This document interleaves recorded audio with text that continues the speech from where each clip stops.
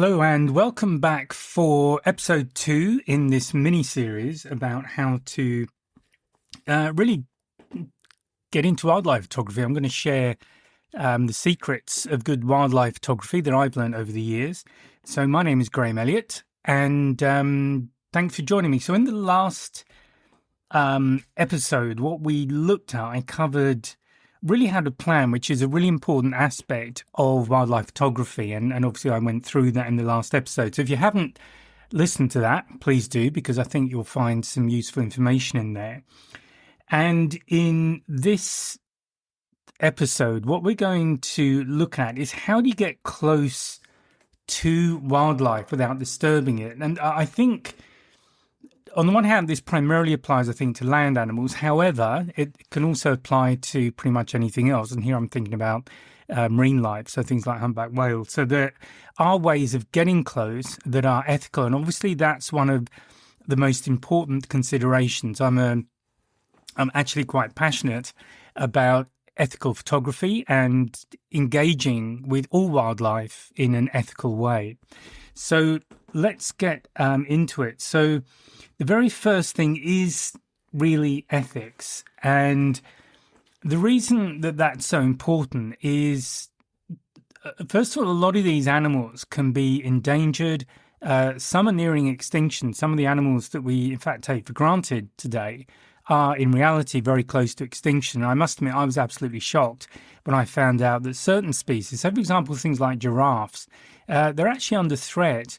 And if you're into wildlife, you'll know about rhino species that are pretty much gone now in some areas.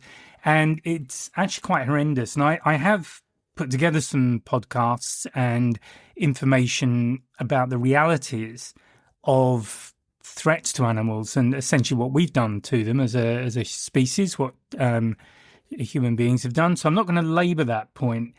But this is why I think when we are with them, first of all, we do need to respect them. We do need to be ethical. And I think also it underlines the importance of really good photography, because if in a couple of decades, some of these species have gone, that's less than a generation, then how do we know what we've lost? So a lot of the work I do is about trying to prevent that from happening.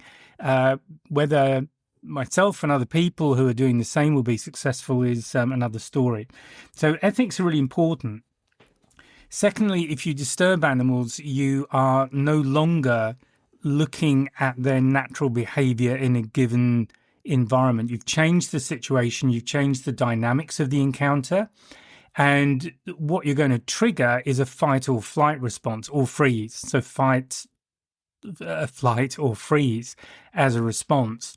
And that, again, coming back to the ethics, is not really what we want. Now, having said that, and I did talk about it in the last episode, but there are operators out there, and some of these, particularly the more touristy safari operators, who are very unethical. And I have seen this in certain reserves, certainly in Africa, but it happens all over the place. India, anywhere you care to name, really, there will be some unscrupulous people who, to get a reaction from an animal. So the example in my mind at the moment is a lion that was having a bit of a sleep. In fact, there were a group of about 3 lions. And this was in the Serengeti, but it happens all over. And one of the operators decided to drive his 4-wheel drive, which had some guests in it, at the lion to try and provoke a response. The lion's having a sleep. It's the hot part of the day. That's what they do. They tend to hunt dusk, at night, that kind of thing. So they'll hunt opportunistically during the day. But generally during the day, particularly if it's hot, they're going to be doing what most of us would do, given no other reason to be doing anything. That's just to have a bit of a rest. So that side of it, I very strongly oppose. And this is why, I mean, it definitely ruins the shot, because you've now got a stressed animal, which is not what we want to see. And the whole experience is fake. It's unpleasant. And honestly, if you enjoy that kind of thing, then I'd really rather you left the podcast, because you're not the kind of person I want to be sharing my thoughts with. So there you go.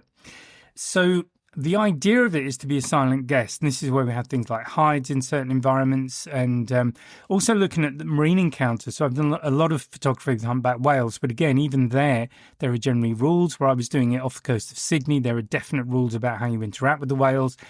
And they're there to protect the animal, not to stress the animal, and also to make sure that you as a guest, as an observer, have the best possible experience.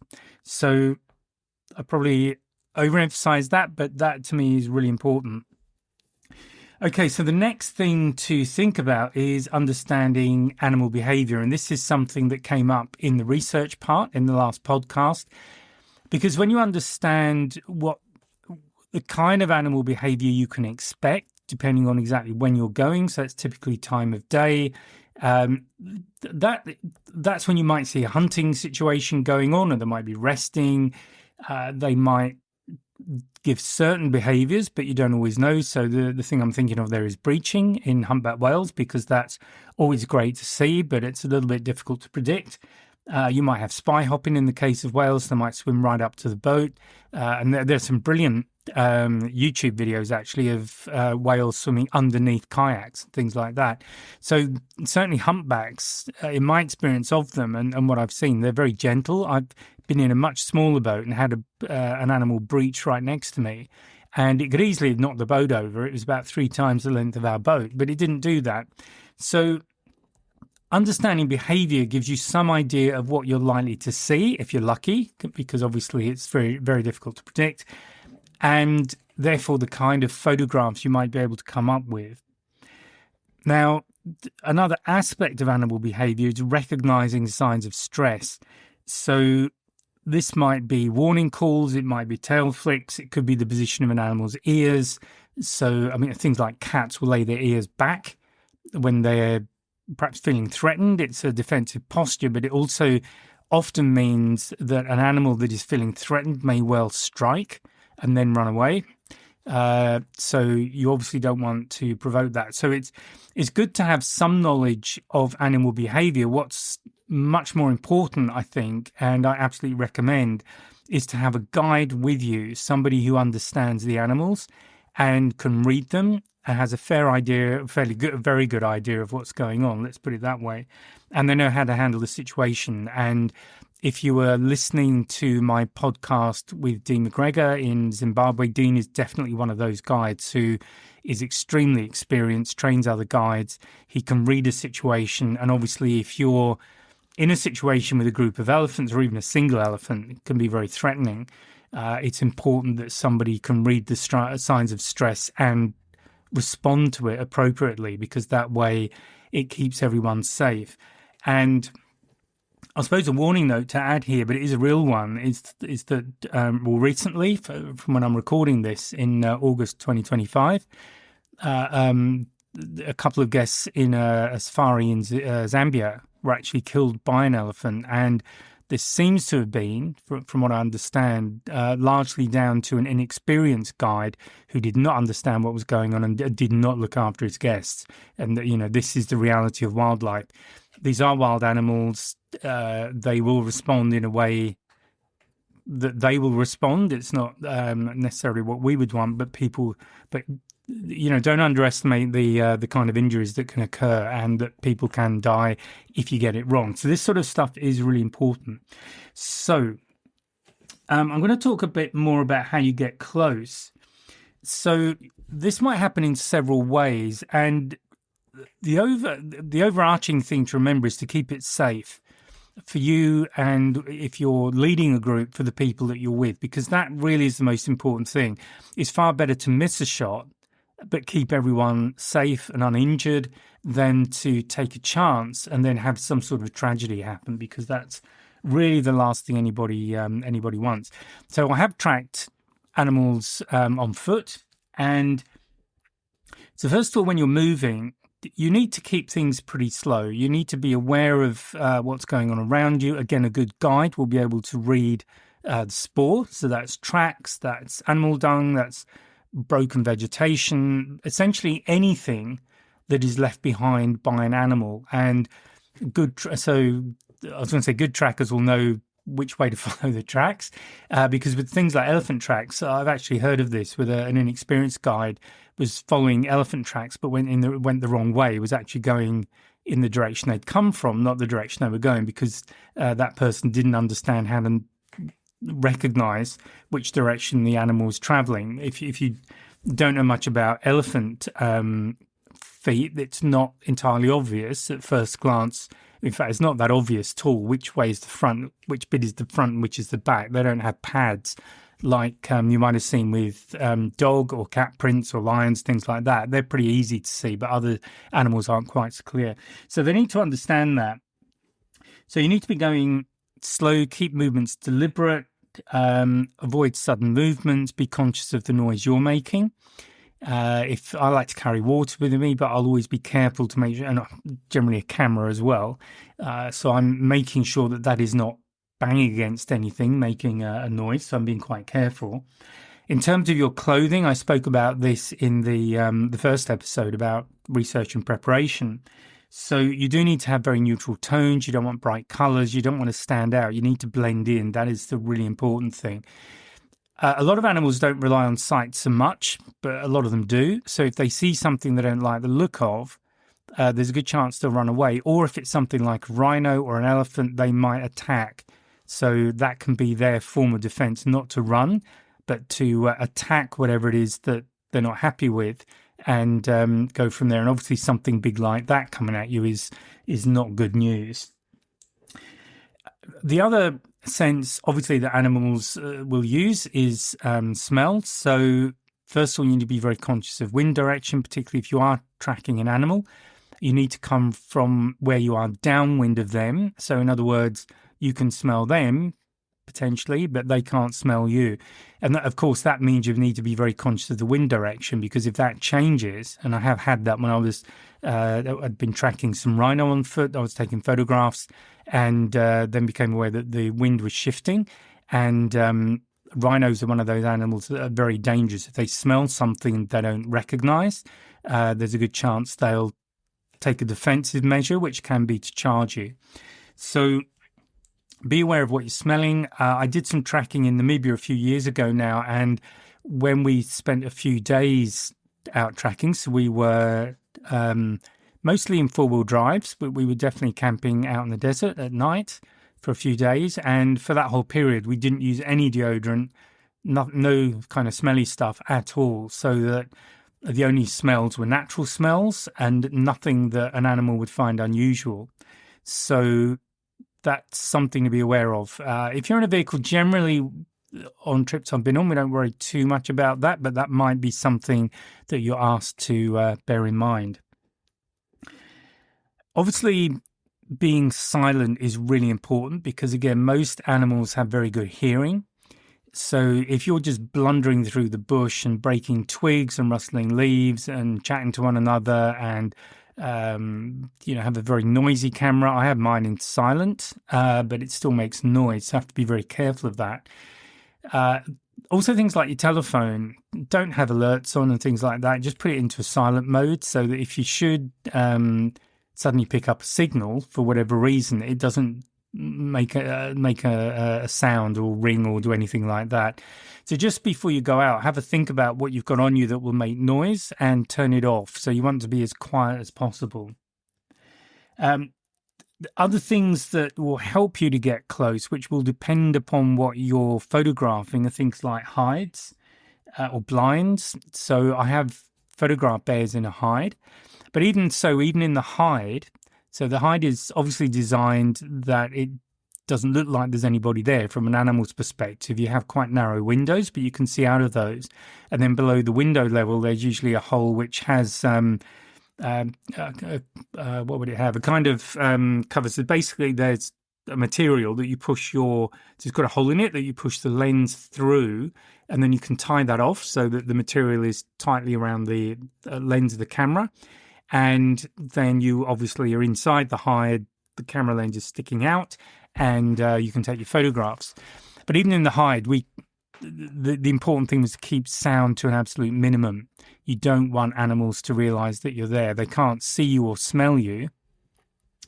And things like lights, you wouldn't have lights on, or if you did have anything, you'd be very careful that light wasn't visible through the glass. So even if you're in a hide, you do need to take care.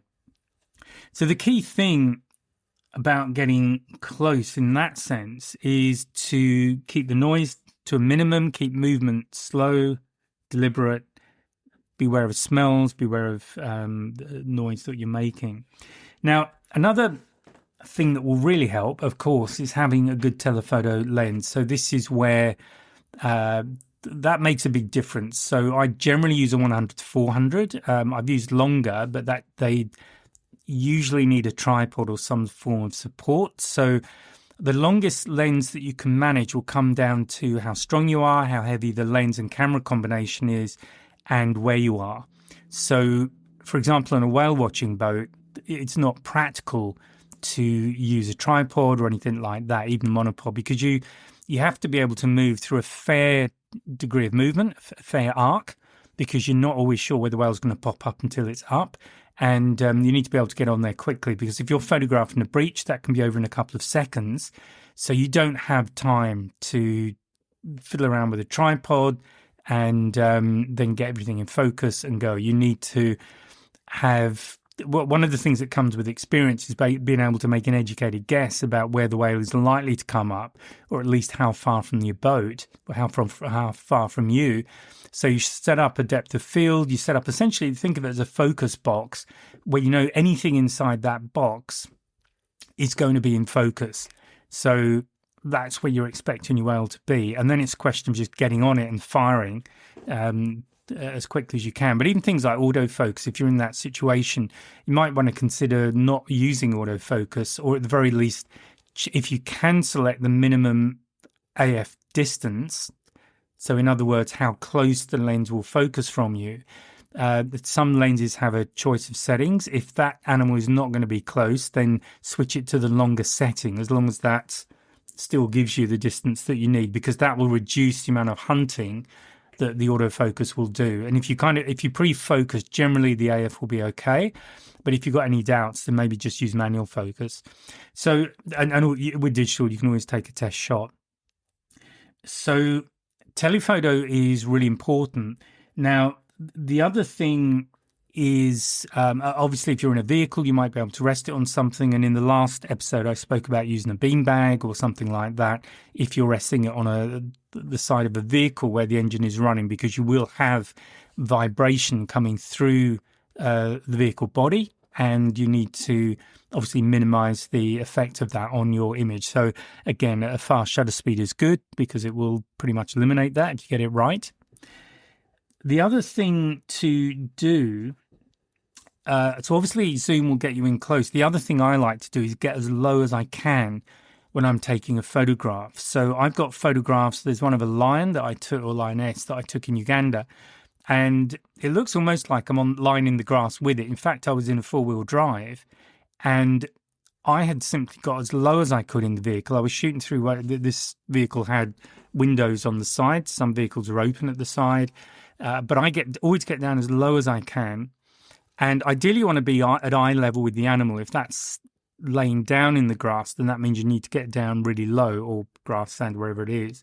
So being at eye level is good. If you go below eye level, that also can give you a more unusual framing of the animal. So if you're looking for more unusual shots, then my suggestion is to get low. That's also what I tend to do with whale shots. I'll get to the back of the boat as low down as I can on the boat, and also the back tends to move back low down, tends not to move so much as other parts of the boat, just because you're low down.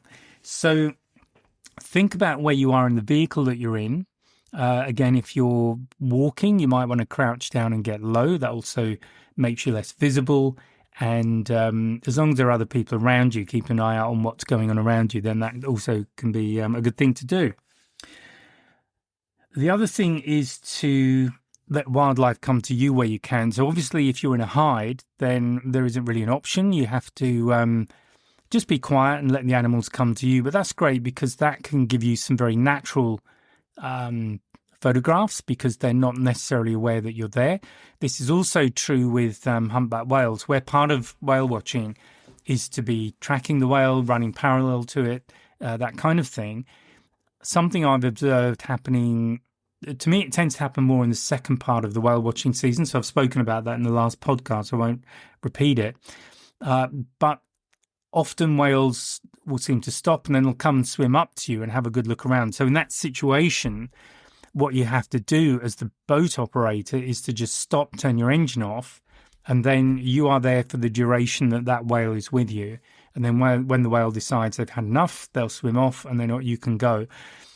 So if you're on a schedule, that might be an issue, but it is really important. As I've said before, it's about ethical wildlife encounters and interactions. So it's really important to do that. But when whales do swim up to you like that, you can get some fantastic experiences and fantastic interactions. So that is, it's really a lovely experience to have that happen.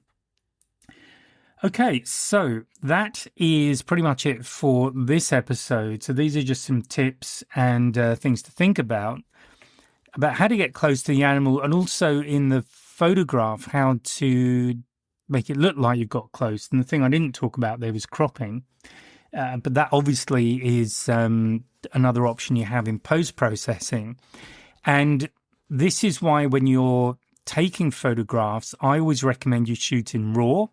And you always shoot the biggest image that your camera will allow you to take. So often in DSLRs and mirrorless cameras, you'll be able to choose the file format that you save in. So it might be JPEG, or it will be you'll have the RAW option, which will be a particular format that particular manufacturer uses. So Canon, for example, the format that I have on my DSLRs at the moment is CR2. That's the RAW format. That captures all of the data. So I've got all my metadata, everything else. But also there's a lot of detail about the image. That is even more detailed if you go for the maximum file size. So with my EOS 5DS, they can be pretty big. They're generally around 70 megs. So there are a couple of downsizes with that. One is it does reduce the maximum number of images you can store on your storage inside the camera. If you've got good storage, if you have a lot of storage, then that shouldn't be a problem. And I never keep stuff on the cards in my camera. I only use those to acquire the image. And then when I can, which is normally every day when I'm shooting, but if not, then as soon as I can, I will download those initially onto my laptop, and then I'll pop them on a couple of 1 terabyte solid state drives that I always carry with me, and they're my backup and travel storage while I'm away. So there's an SD card and another one. So those two. I always forget compact flash. I kind of think of the image of flash, but that's the other card in the cameras. Those I'll use until they're starting to get close to full, and I'll just wipe them because I don't want to be in a situation where I'm trying to take photographs and suddenly the cameras run out of storage. That's, disastrous and completely preventable. So that's the first thing. So they are big files. The other downside is sometimes if you're in a high burst situation, so this would be, for example, with a whale breaching, it does limit the burst duration because it takes a finite time for the camera to write to the internal storage. And if you are trying to do a high-speed burst of 70 meg files, what happens in the EOS 5 DS that I have, it just has to pause after a couple of seconds. So that means I can't shoot continuously for seconds. With my EOS 7 DS, that is my, or DS Mark II, is my backup camera, but that is not a full-frame camera. So it has a smaller file size, and that will run a much longer burst. So that's great for shooting things like dolphins when they're porpoising. So they're out of the water for often less than a second. They're very, very fast. So I can just shoot a long burst, creating a focus box that I spoke about earlier, because you cannot focus on a porpoising dolphin. It's far too fast. You can't use autofocus. You can't even do it manually. You have to set up an area that is in focus, and then anything that pops up inside that box will be nice and sharp, and you do a fast shutter speed, and that's how you shoot them. Again, with land animals, things like impala, when they're running, again, you can't focused on an individual animal if they're really going for it. You've just got to have a focus box and shoot that way. So that's the kind of the pro tip, I suppose. You're not trying to shoot an individual. You are shooting into a zone for a period, and then you go through what you've got, and hopefully you've got one or two in there that are usable. Okay, so that definitely is it. Just to recap. So very first thing, again, be ethical, really respect the animal's space. You want to be there as an observer. You don't want to be interacting with the animal. It's as simple as that. So respect their space. When you're on the ground, if you're tracking on foot, move very slowly, dress very neutrally, minimize your noise and your scent. So, for example, when I was photographing gorillas, that involved a lot of hiking. And in fact, we were then meters from the gorillas. In fact, at one point, I was millimeters from a gorilla because it had run at me. And again, if you're in that situation, you really need to listen to the briefings that you get from the people who know, because that can be potentially dangerous. Obviously, a gorilla is a very powerful animal. And this was a sub-adult male that wanted to express a bit of dominance over me, and I had no issue with that whatsoever. But the drill was very clear. If one runs at you, you stand absolutely still as you are. You do not make eye contact. You stare at your feet, which is slightly submissive. So not making eye contact is essentially a submissive behavior. And what you're doing in that is not challenging that animal to basically say, I'm tougher than you, because you won't be. Okay, so do understand that, understand the briefings, know what to do if something like that does happen. It's really important that you know what the drill is. Use a long lens where you can. Use big image that you know that you can crop later and get maybe a much more intimate shot than you're able to shoot in reality. But post-processing is most definitely part of the photography process, and that can give you absolutely brilliant photographs. But you need to have a file size and an image size that will allow you to crop in and still retain a good level of detail. There is software available that will allow you to do that. So Tech Labs, I think that's right. We'll do Gigapixel AI. That doesn't sound quite right, but I shall make sure it's right in the description. But that allows you to expand up using an intelligent algorithm so that you're essentially adding detail into the file as you expand it. But yeah, if you're not into that kind of stuff, because this software isn't cheap, so if you're not going to use it regularly, it's not worth it. So just have the biggest file size you can. Do study the animal's behavior, because that way you know what to expect and you can kind of plan your shot as far as you can with wildlife. And finally, be patient. Don't set unrealistic expectations. They're going to do what they're going to do. And you might get really lucky, or you might see nothing at all. All of these things happen. So just be aware of the realities of what you're doing. So in the next podcast, we're going to start diving into a bit more of the camera side of it, and particularly how you use light to really make those photographs stand out. So more of that in the next podcast. So please remember to like and subscribe. Now, if you would like more information on wildlife photography or even basic photography, I do have some ebooks on the website, and there is a link in the description that you can just click on. That will take you to the wildlife photography ebook. It's essentially a PDF. And there are other books there in the bookshop. And of course, have a look on the website at training files, challenges, all that kind of stuff. Okay, hope you've enjoyed that. I'll speak to you in the next podcast. See you then. Bye now. Oh, and one thing just before you go, please take a look at the 2026 wildlife calendar. That's available now. It's on the website. There's a link below the description of this podcast episode. So please take a look, and I'll speak to you next time. Bye now.